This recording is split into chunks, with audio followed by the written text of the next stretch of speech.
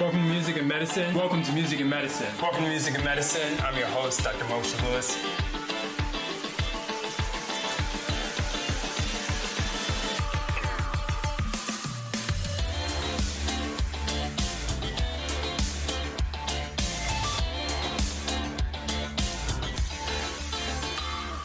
Welcome to Music and Medicine. I'm your host, Dr. Moshe Lewis. I am so excited tonight to be joined by Rey Reel. I mean, he is phenomenal. This producer has worked with literally everybody who's a household name, and we are more than fortunate, and do a quick shout out to Chris Bridges for having literally pulled him to the side for 3 seconds to talk to Music and Medicine. Welcome. Hey, thank you very much. Absolutely. I always like to start at the beginning and just talk about some of your musical inspirations. I know you truly have a lot of diverse interests in music, which I found very refreshing, I will admit. But for some listeners who may not know, just tell us maybe some of the early inspirations that you had when maybe a little bit younger. You're still very young, but growing up. Yeah, so in production, a lot of my inspirations come from the side of the VA, which is Pharrell and Timberland. Those are some of my favorites, along with Polo the Don, Hit Boy, who I also grew up with. Movie scores such as Quincy Jones, John Williams, Hans Zimmerman, and such like that. So I have a wide range of where I like to go musically. Yes, and you wouldn't know it about me, but I kind of grew up in the theater, so I've heard you make mention of things like Sweeney Todd, Hans Zimmer, which is Lion King. For those of you that may not know, phenomenal score, and Quincy. There's so many things I could point to besides Bossa Nova. But certainly The Wiz, I honestly consider one of the greatest, soundtracks of all time. And John, I've had a chance to go to his concerts as well as Ennio Morricone. So these are, music to my ears because this is some of my background. And I think it really brings out something that we find very unique about you, which is that it crosses a tremendous spectrum to have artists like Timbaland, who also everybody admires. I mean, looking at Empire, but even long before that, even before Missy, and also younger artists who are coming up in the game, and no joke. I mean, Hit Boy with The Throne and things like that. So tell us about some of that formation with, okay, these are people who I admire, but I want to do music and I'm going to get started with that. What did sort of maybe those teen years look like, although you still look like you're about 19 now? Yeah, so for me, my drive, my love for music, it was really random because we don't have any musicians in my family like that. I have a dad who is a percussionist, but outside of that, we don't really have anyone else. So it was kind of random that I would fall into that category of loving music. I had an older sister who introduced me into music, rap, such as rap. She comes from the NWA era. So she, very familiar with Jay-Z, NWA, Tupac, Biggie. That's what she grew up on. And so with her introducing that music to me, I started to then introduce myself into other different genres of music and other different artists, from old school to new school, from rock to country to rap to hip hop to R&B. So what I like about it, and what I love about it still, is the creative process, that there's no wrong or right way to do it. And it's all about just expression and expressing who you are. And pretty much you can speak many messages through music, whether it be, help for mental health or just having a good time. Right. I love it. I love it all. I think it's great. My teen years were amazing. I produced Teacher and a Jerk back in the day, so that was very popular when I was about 16, maybe even 15, and I was still in high school, and I was doing these small CD mixtapes and handing them out just at school, and then it became like a fad, and I watched the whole movement because of it, and I thought that was pretty dope to be involved in that, and then still to be involved in certain things right now. Sure. And let's talk about, you mentioned earlier that you grew up with Hit Boy, sort of what that relationship is like and sort of how you guys had time and here and there also were able to collaborate, not only on some of the bigger projects that we'll get to, but just as you guys were coming up in the game. So Hit Boy actually influenced me on a lot. He showed me a lot that I was missing. He was more technical about the music than I was. I knew what being creative was about, but he was like, yo, this is structure. This is also something, the difference between just making a record, making a record and just making beats.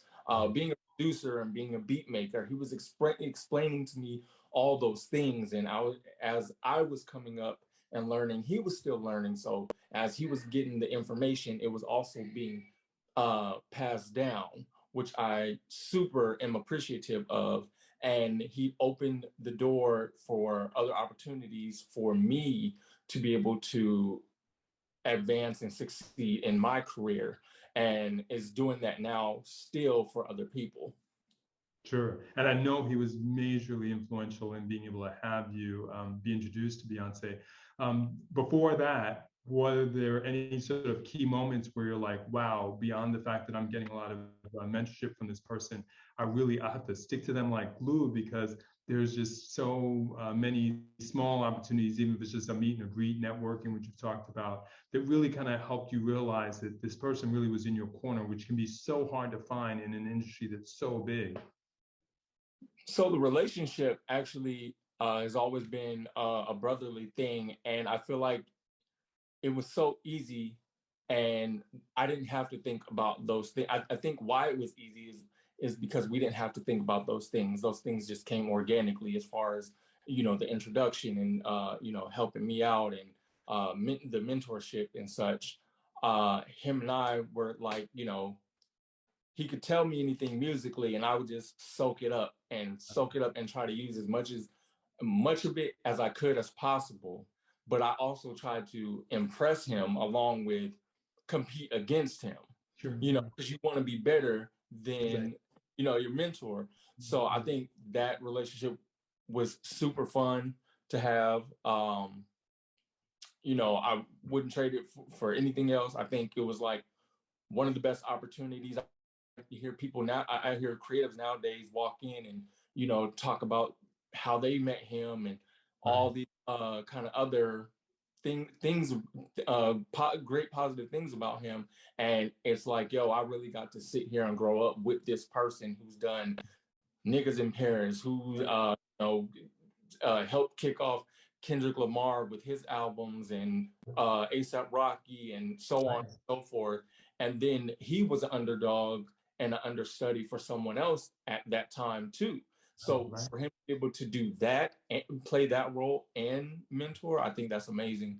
And I couldn't have asked for a better relationship in that.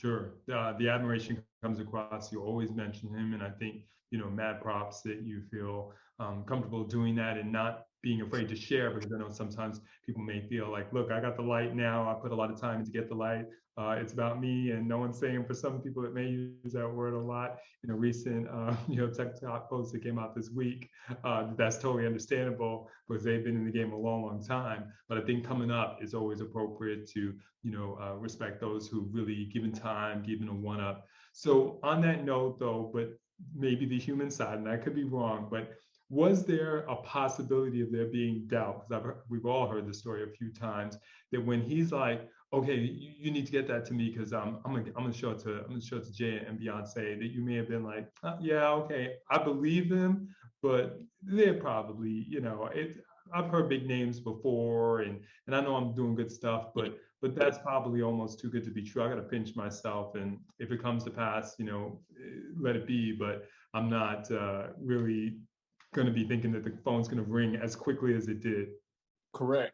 Yeah. So there's doubt in everything that we do. And it's not because we don't trust people or trust other creatives or anything like that, but the opportunities are rare that you hear about. So to have him give me a call and say, hey, I plugged you with a situation. I think this is going to be dope. I'm not going to say too much about it, but what I'm saying, we're going to go up. And I'm like, all right, cool. he more so the way he did it was very, again, organic, unexpected. On even, I think he shocked himself. He was on tour at this time, and I think him just, us just staying working, and him sending out records and just keeping our head down, full focus, for that to happen for us both, and for him to lay that out for me and be able to pull me in to that situation. Again, I'm grateful for. But there's no, like, to be honest, there's no like real story of how it happens. It's just a blessing. I can just honestly say that, like, it's a super blessing and a rare opportunity, and I'm glad that he gave me the opportunity to take advantage of that and be able to be involved with him doing that. Sure, no, absolutely. And on that note, you always exude this warm sense of humility and also this extreme amount of appreciation.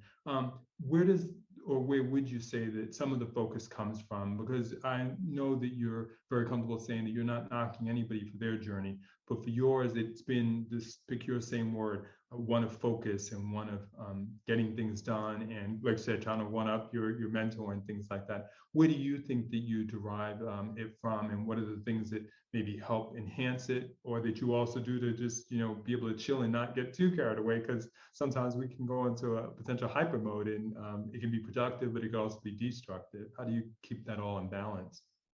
I compete against myself, most definitely, of course. I look at the competition around. I always aspire to be better, not better than others, but just as good as others, because I feel like all creatives have their own path and destiny and their own talents. Some of us are better in certain things than others, and that makes it even more inspirational to others to see others doing that. I try to keep a humble heart, make sure my mind is in the right place. Of course, not at all times. Stress kicks in, and we'll talk more about that later. Sure. But just life in a sense, and just be grateful and appreciative of what is going on, and not push myself too much to where I can't handle it, and then not retract too much as well, to where I'm slacking off and becoming lazy. Because every day somebody's practicing right now getting better than me, and the next person is getting better than them, and the next person is getting better, and so on and so forth. Right, sure. No, absolutely. So let's just walk through. I know you're not somebody to brag, but let's just sort of walk through some of the events, because I know they started to snowball. But sort of as you saw it from your perspective, from that initial, like you said, he's gonna you just put you in a situation that might be a good thing, to actually kind of getting the call and actually getting to work to the extent that you did, you with the whole process and things like that. Because I know there were a few people on it, but clearly your role was key and instrumental. It was your beat that, to my understanding, had been put to the side, so to speak, for a little bit, and you kind of dusted it off. But walk us through being able to actually work with Beyonce. So I didn't get a chance to actually work hands-on with her. Mm-hmm. Neither one of us did. As I said, Hit Boy was on tour. He just called me back and was like, "Yo, we have to go in and what's the word? Doctor up the record." And Sure. so, cool. Did they send anything? And the process behind that was just, notes are, be creative. So that's what we did. We just took what we felt like we hear her on, and we just did us. There was no structure to what we were doing. We just did us, and just we got blessed with her loving what we did and keeping the record, because those are rare opportunities once again. And like that right there was just like amazing and mind-blowing. We did pass by at the Grammys, which was super cool. So that was dope. I messed with that. Super heavy. It was just an amazing moment. It was like being at a zoo and watching all the exotic animals walk around, and I was a spectator, but not realizing that I was also wanted the exotic animals. So it was dope. It was dope. Everything about that situation was super dope, from the creative process to it being put out and to everything. Absolutely. Since you brought up the Grammys, let's take a moment to talk about your mom, because you took her with you, and that's obviously Yeah. was a very loving and amazing gesture. Just tell me about the influence and the importance that she represents in your life, as amplified by you bringing her with you. So it's so funny because my mom didn't understand what I was doing when I was younger. She thought it was noise. I mean, what other parent doesn't think it's ruckus if they're not musically inclined or influenced some sort of way or involved? Right. So I used to get the turn that down, turn it off. It's too late. It's making my hair hurt, so on and so forth. And I think being there, what was crazy is we had a moment in the limo, and we were talking, and she said, I didn't understand what you were doing back then, but I completely understand now. And she said, I'm sorry. And I said, why are you sorry? She said, I'm sorry because I kept telling you, be quiet, turn it down. She had no understanding of what I was doing. She had no understanding of the future I was trying to, the path I was trying to pay for us and our family to change our generation wealth and how we are seen and such. And so for her, I'm greatly appreciative of that, because not only has she given me life, but she stood by my side. She never told me to quit. She never, put me down in that manner. It was just like a knowing thing that she just did not understand. And then now that now that everything has happened, she's super, super happy to call me her son. I mean, she's always been, and just like that's my mom. Like, no words to express the feelings that I have for her and what I would do for her and go to any lengths for. Sure. And on that note, since you have so much wisdom for such young years, what might be those words that you have for parents or things like that to sort of understand? Because you're right, there's a change in generation. There is a different time. There's so many things we can speak to.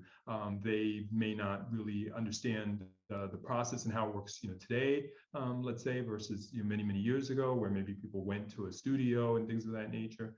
What might be some of those either words of encouragement or sense of things that the parents might be able to think about or keep in mind when their kids are sort of, I'll call it, caught up in the music? To just encourage them, no matter what it is, as long as they're moving in a positive direction. I know parents have certain plans and certain structure of how they live and what they want for their child. But at the end of the day, you really have to think what is best, your decision, which they may not be happy with, or for them to make the decisions and just trust in your parenting and know that you're doing your best job to be a parent and they're doing their best job just to live life. We're still young, in the moments, we're still young, we're still growing, we're still learning, taking direction. We have so many people that we feel like we have to impress from, a relationship standpoint to, depending on if you're in school, teachers to, other peers that you have. So those are a lot of responsibilities on you, and your mind, and when your mind is still growing and you're still learning, those can be very heavy on you. So again, just to the parents, we appreciate you, we love you. Trust in your parenting. That's all I can. That's all I can. And root for them. Just root for them. You know what I'm saying? Just root for them. They root for them. I love that. I think those are definite pearls. Again, I know you're very humble, but walk us through. So now we're up to the Grammys, and it seems like after that, the floodgates just open. Tell us about some of the artists that you worked with and some of the experiences. We know who are musicologists, but I think it's good to sort of hear it from you in terms of just how some of those experiences came about, because it seemed like you said, you were on your way and then boom, all of a sudden you're there, and now you're the it man. The Grammys was a surreal moment to be there and not be watching it on TV was amazing. And it's funny, in some weird way, I've never told myself when I get when I get famous, I'm gonna be there. I knew. Mm-hmm. So it didn't surprise me. Mm-hmm. What surprised me most is how many people knew who I was, that I was fans of. How many people knew what record I did, how many people knew other music that I did. Like, that was super dope. And I thought I was this nobody. I'm seeing Taylor Swift walk down the aisle and I'm like, yo, that's super dope. Then I see Katy Perry walking down the aisle. Then I see, all these other artists. And I'm like, yo, this is sick. This is amazing. And we're all here for the same purpose, that we worked hard and that we're being recognized for our craft, for our talents, for our work, and for the motivation and life that we give to people and help them express with through the music. That's super dope. That's an amazing thing for me. Congratulations, producer on Beyonce's album. Tell the people exactly what you produced. I produced Flawless for Beyonce. No big deal. No big deal. Just one of people's favorites. Oh, yeah, most definitely. One of my favorites. Take us to the moment in the studio when you guys were working on the track. To be honest with you, it was, I had done it previously in some previous time, and then it was sent out to her. And then it was sent out to her through Hit Boy, who's here somewhere around here. And then we got on it all together and collaboratively got with it, and then just like worked on it from there. So it was a track that had been on the shelf for a little while and then got dusted off. How does a track go from being... To be honest with you, I just had it in the archives, and then it was sent there, and then she hit us back to do the Flawless remix with Nicki Minaj. We were talking to Cascade earlier about the importance of sticking with it. I feel like this is the theme. Like, you stuck with that beat in some way, right? You didn't throw it all away, and then this next thing you know. Most definitely. Do you have any secret info on her performance tonight? No, I don't. Yes, you do. I wish I did. I do wish I did. Does everyone in the Beyonce camp have to sign non-disclosure agreements? Let's talk about that. I don't know. Oh, look at you. I don't know.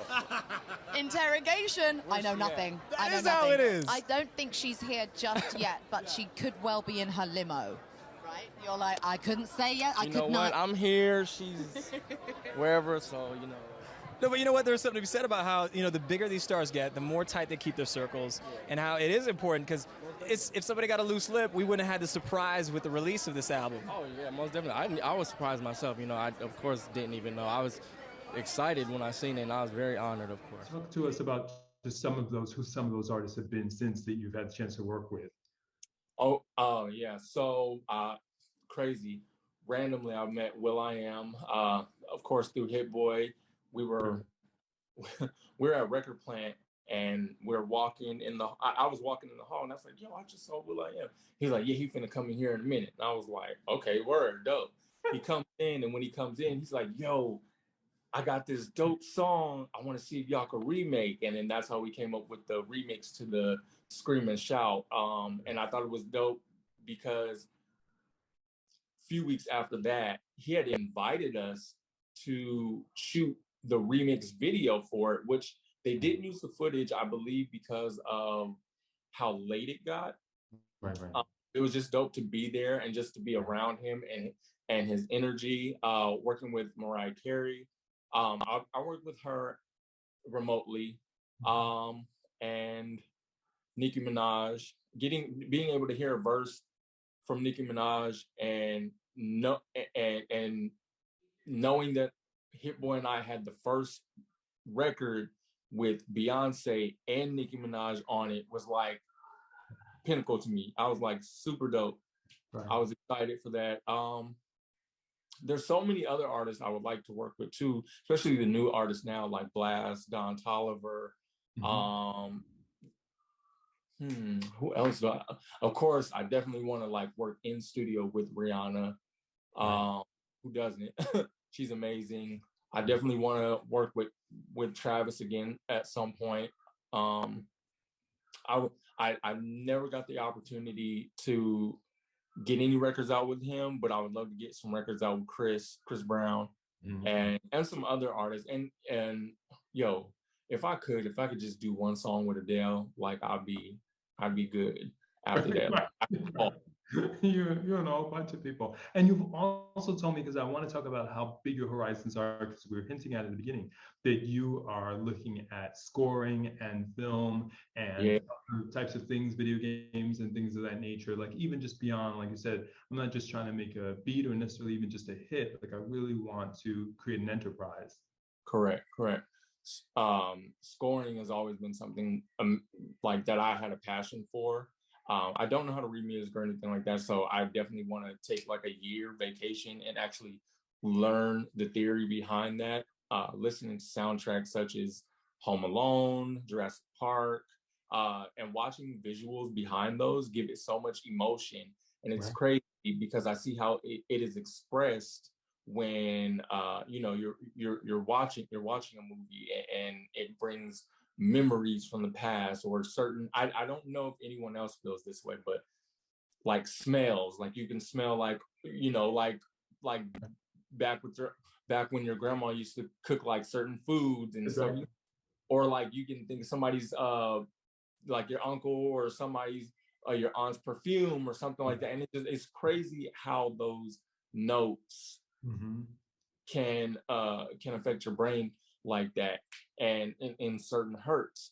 But I love the composition and the musicality of it. It's so complex, and it's so different from doing albums.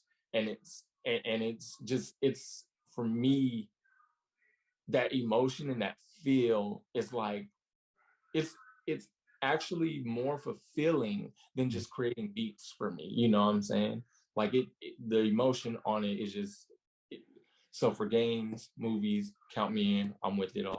Right. He's like, no, that's amazing. I mean, I think that is the way to think much, much greater. And to the things you've done is certainly not light in the least, but thinking big. I want it all. I really want to do even greater things and have that synonym with my name. Speaking of which, I want you to tell us sort of what that means, because I know it's Rey, R-E-Y, King, and then you have the Reel. So just tell us a little bit about how you came up with that name and what it means to you.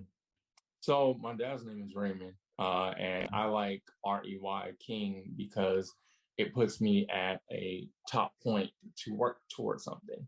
I would love to be the king of whatever, of who I am and what I aspire to be. You know, it doesn't take away from anyone else or anything like that. It's just more something for me. It's a throne I would like to sit up on, and I feel like when I'm gone and things are said about me, I would like it to be like, yo, he was dope. He was like a god in music. He was the king. He was doing his thing. Not of anything particular, but just to be one of the top, one of the greats. And I really love that. I love what it stands for. Sure, absolutely. And I also want to, the show is called Music and Medicine, and you've been hinting at it. What does that mean to you? Because you talked a little bit about dealing with stress, the emotions that we can see and feel when we hear certain sounds, or participated in experiencing a soundtrack. What do those words sort of mean to you in terms of music and medicine? Music and medicine, they go hand in hand. You know, when you think of stress and relief, you think of like massage and relax. You go to a spa or whatever, they're playing that ambient music. It's very calming and soothing. I'm very big into mental health, so I tend to lay in the dark sometimes with some headphones on and close my eyes and just listen to scores. And those scores put me in a relaxed mode, and they kind of keep me compressed from going wild, because at moments I can feel like I'm being pulled left, right, up, down, and many other different ways just mentally, and I feel very uncomfortable. And when I feel very uncomfortable, it's hard for me to work creatively.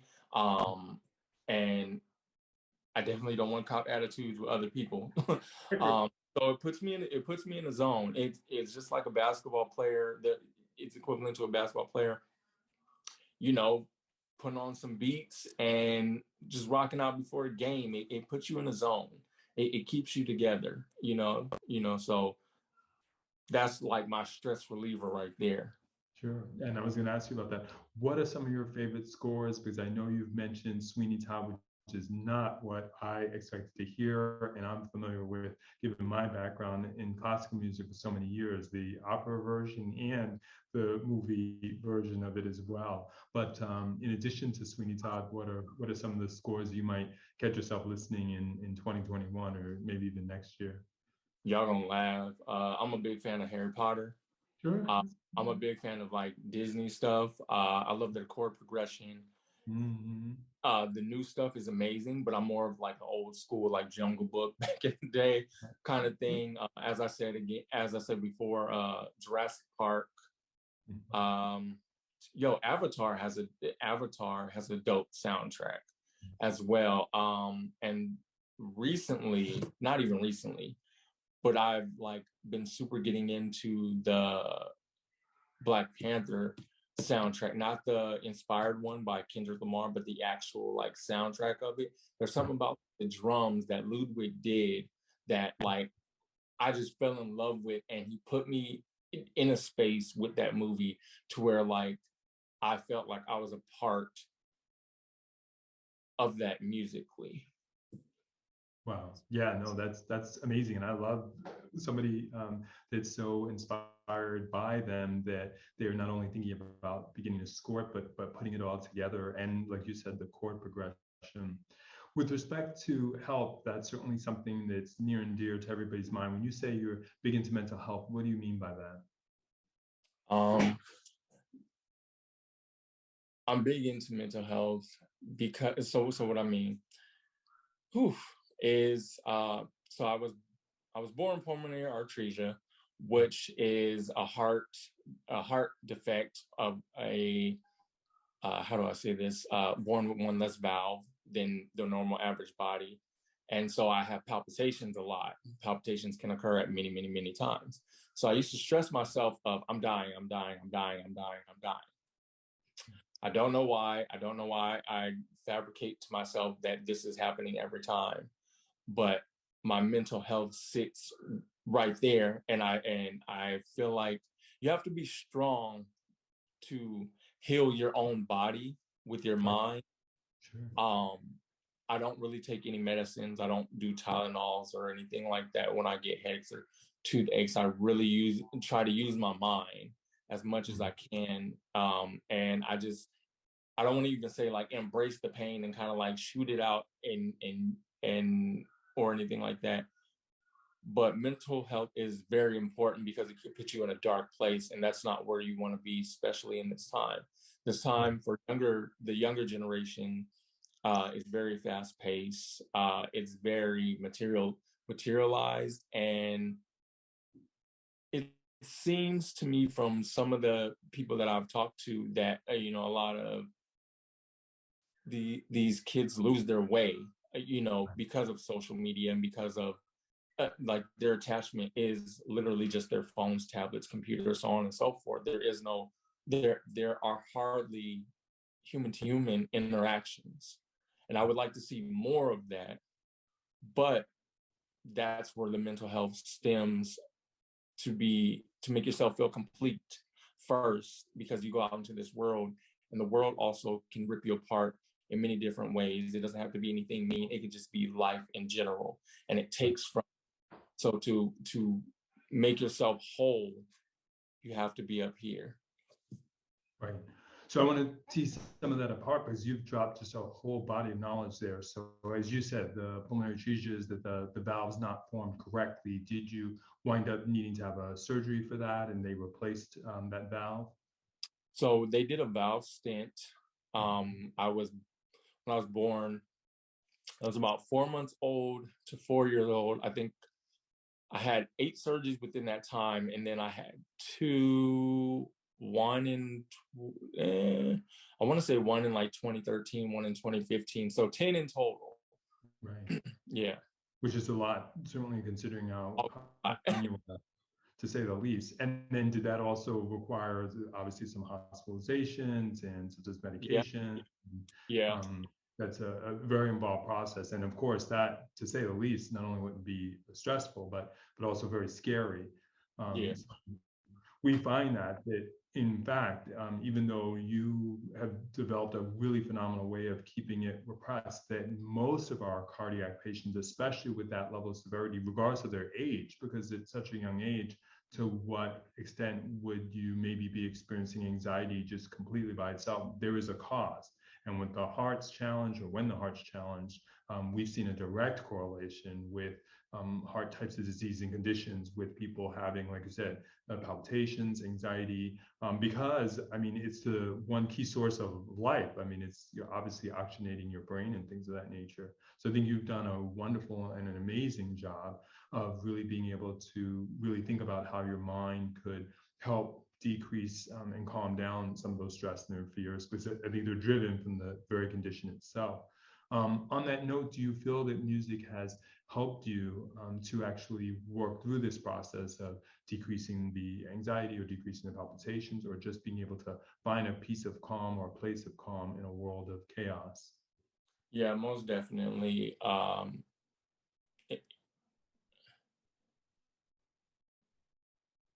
The stress usually comes from just the business portion of it, Right.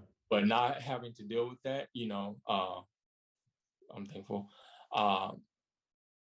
But the music, again, puts me in the zone. It takes me away, it helps me to stop thinking about whatever it is that's going on. It could be stress, or it can be my body. So I would have to say yes, most definitely, that the music plays a huge part. Right. With modern medicine being able to, even in the case of my child, born more than 3 months early, see children and bring children into the world who may have all kinds of things that we may not have even been aware of just 20 or 30 years ago, about how common they are. What's some advice you might give to a young person who may have been born premature, or may have heart conditions or anything else similar that may be congenital, that also can linger on throughout their childhood? Just sort of that advice and that place of calm, because you were able to pull through all of this. I would say to know your body, get very familiar with your body, understand your stress levels, understand what pushes you to the max, to where it can be kind of uncontrollable, and you kind of need a break. You need to distance yourself. Find out what soothes you as well. What puts you back in the comfort zone. That's super important.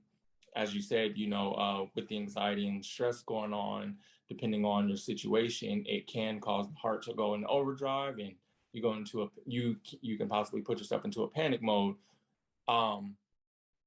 So yes, definitely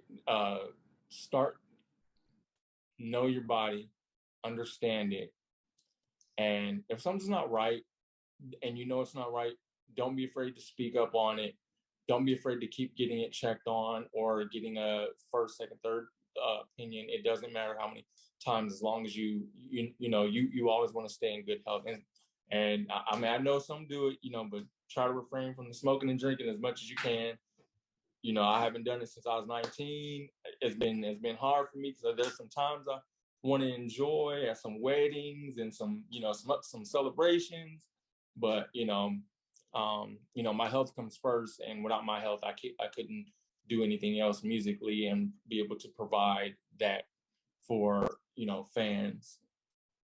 Absolutely. I appreciate the shameless plug. We're always pushing it, but we feel that's actually one of the key genesis moments of the show, was really reaching out to people who've lived it, been there, and gone through various transformations and changes, but can also speak to the reality is that the alcohol is not only bad for your heart and your life, but when taken to excess can really cause significant challenges. And certainly in this day of COVID, and just in general, we feel like cigarette smoking and vaping, while people may feel like it can help them be more creative, the destructive piece that it plays is really not counterbalanced by the stress, so to speak, that it decreases. So yeah, we feel like you exude this. I'm going to take care of my body. I was given something congenitally that took a lot of manpower hours and no doubt maybe even the Lord's blessings to heal. And I'm not going to mess with it because I need my heart, and they've fixed it. So I've got to keep taking care of that, just like I would if anything else I got that was new or fixed and really meant a lot to me. So I appreciate you keeping 100 on that. Oh yeah, most definitely. Right now we're going through a rough patch, man. We're going through a rough patch. Yeah, and you're talking about the time, just sort of being in COVID and a lot of the stress that people are under. Absolutely. Well, that's why stories like this and the things that you've not only accomplished, but you've been through a little bit more behind the scenes and that people might not be aware of we feel so critical.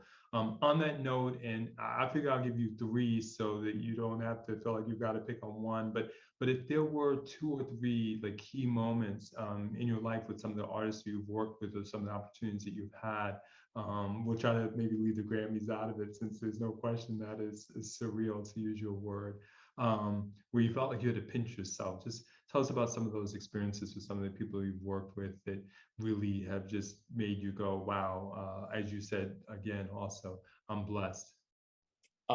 So working with MIA, I got to work with in the studio in person. She is freaking amazing.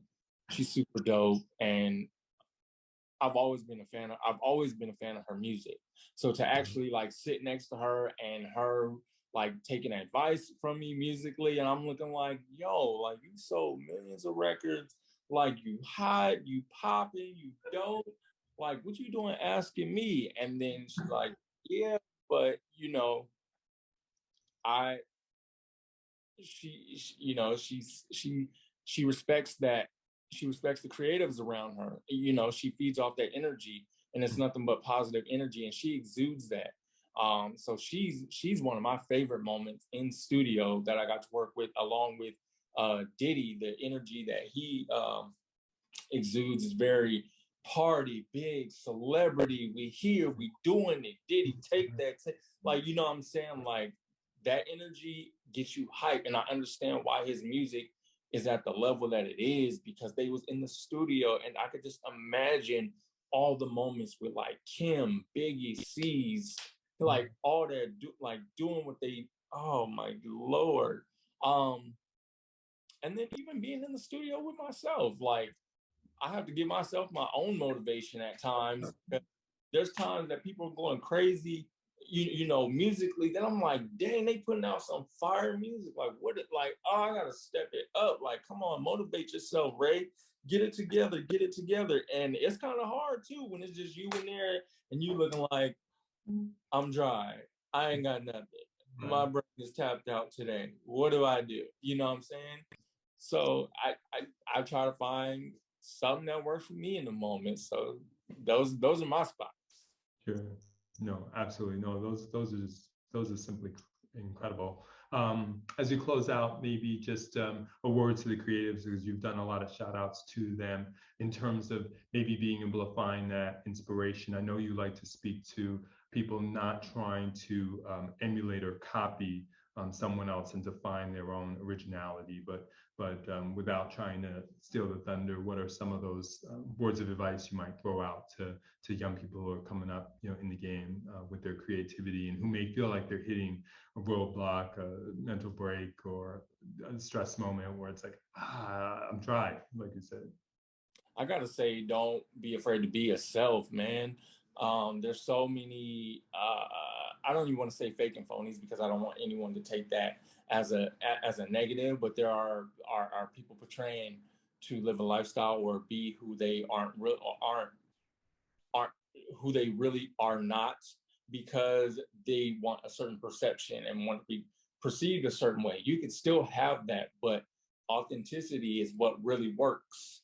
And I say to any creative, if you goofy and you funny, be goofy and be funny. If you street, you street. We appreciate you protecting the streets, holding it down. You know what I'm saying? And if you're just a cool nerd cat, man, get your tech on and do your thing. Like I'm not hating on nobody, what they got going. I'm a square bear straight up. Like I just be chilling. And so like just be you. Just authenticity is what works the most. And be nice to people. Right, which is you never can be too nice, I say. We're at the cusp of a new year. What things are you looking forward to next year, and what things are you working on in these next few months that you can speak to? I took a hiatus in Utah for 2 years, so I'm actually just happy to be back working. I didn't work for two whole straight years, so I'm happy to be back working with new artists, old artists, up and coming, more seasoned artists, up and coming artists, unknown art, like you name it. I want to be involved in it. I'm also looking forward to. I've mentioned this plenty of times. Acting, something that I'm still pushing towards to get into, but I want to be a perfectionist in it, in a sense of I respect their craft, and I don't want to be just somebody else who's transitioning from one creative to another. I want to be respected in it. So if I'm going to go into it, I do want to take the time to actually sit back and, be taught and learn and actually take that craft super serious and go full throttle with it. So that yeah, that's pretty much it. Yeah, I'm just chilling, man. Sounds good. Where can we find more about you and find you on IG? And you can find everything you need to know about me on Twitter at twitter.com/REYREEL or Instagram.com/REYREEL. Everything else is Instagram, from SoundCloud to Spotify to Apple Music to Audio Music. And yeah. Sounds great. We'll leave with some of the people that you would love to work with, and some of the types of projects that you would look forward to doing in the next few years. Yeah, your wish list, your Christmas wish list. Rihanna. I want to work with Rihanna by the middle of next year. I actually want to be nominated for another Grammy by next year. I don't care who I work with. I just want to be nominated. Again, I want to put myself back in that driver's seat for my career. And Doja Cat. I want to work with Doja Cat. I want to work with the City Girls. I want to work with like Lil Baby. A lot of the rappers like Lil Durk, YBN. Yeah, I want to work. I want to work with a handful of people, yo. Like there's a lot of artists I didn't get an opportunity to, and for the older ones before they go out, I want to at least get something in with them, and for the ones coming up, I want the opportunity to work. Sure. Absolutely. I mean, spending time with you is so wonderful, because I think you've developed so much insight, for your years, and also have such a positive perspective. But at the same time, you keep it very real with what you've gone through. You've heard here on Music Medicine, this is Rey Reel talking about the fact that you've got to take care of your body. He certainly has worked hard to keep his mind straight and tried to put out a positive vibe. But not only that, but to live what he speaks. For him, music is really something in its own way that's been curative. It's helped calm some darker thoughts and maybe some real actual panic that could sometimes become so stressful that it limits his ability to be creative. And yet, and still, he's young and vibrant and full of tremendous potential, and was cool and willing not only to talk to us, but to admit that he took a break, chilled out for a bit, because he had certainly accomplished certain highs. And sometimes to be able to go higher, we need to take a moment for ourselves, retreat, relax, reset, regroup, and go forward. Thank you so much for spending time with us. Oh, thank you so much. I appreciate being here. Appreciate you guys having me. Welcome to Music and Medicine. Welcome to Music and Medicine. Welcome to Music and Medicine. I'm your host, Dr. Moshe Lewis.